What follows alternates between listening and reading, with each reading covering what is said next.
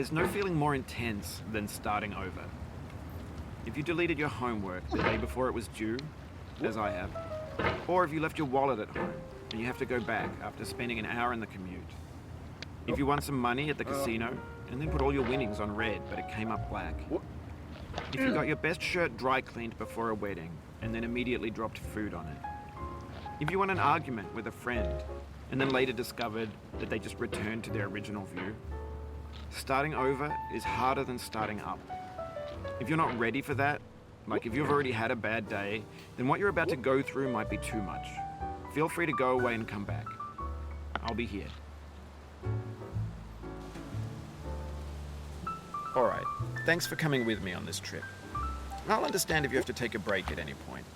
Just find a safe place to stop and quit the game. And don't worry, I'll save your progress, always, even your mistakes. This game is a homage to a free game that came out in 2002, titled Sexy Hiking.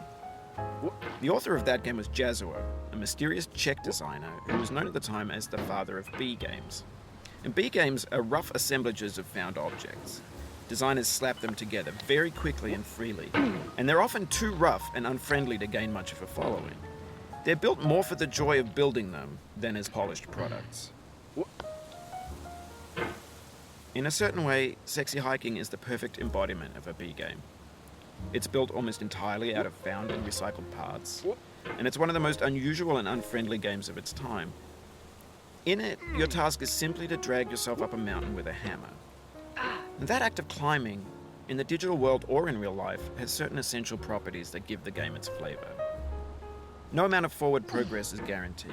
Some cliffs are too sheer or too slippery. And the player is constantly, unremittingly in danger of falling and losing everything. Anyway, when you start Sexy Hiking, you're standing next to this dead tree that blocks the way to the entire rest of the game. It might take you an hour to get over that tree, and a lot of people never got past it. You prod and you poke at it, exploring the limits of your reach and your strength, trying to find a way up and over. And there's a sense of truth in that lack of compromise. Most obstacles in video game worlds are fake. You can be completely confident in your ability to get through them once you have the correct method or the correct equipment or just by spending enough time. In that sense, every pixelated obstacle in Sexy Hiking is real. The obstacles in Sexy Hiking are unyielding, and that makes the game uniquely frustrating. But I'm not sure Jazuo intended to make a frustrating game.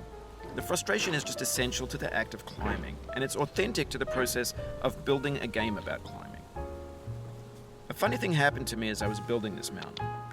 I'd have an idea for a new obstacle, and I'd build it, test it, and it would usually turn out to be unreasonably hard. But I couldn't bring myself to make it easier.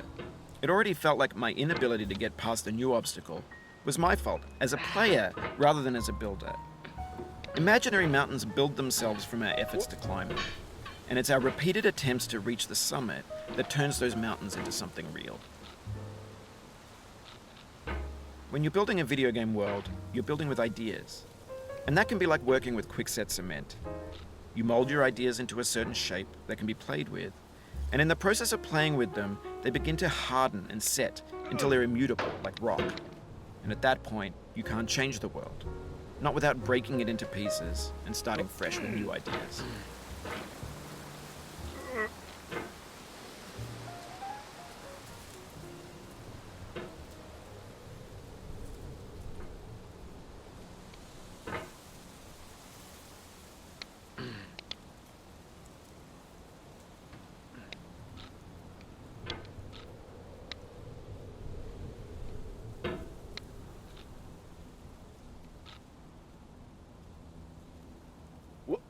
For years now, people have been predicting that games would soon be made out of prefabricated objects, bought in a store and assembled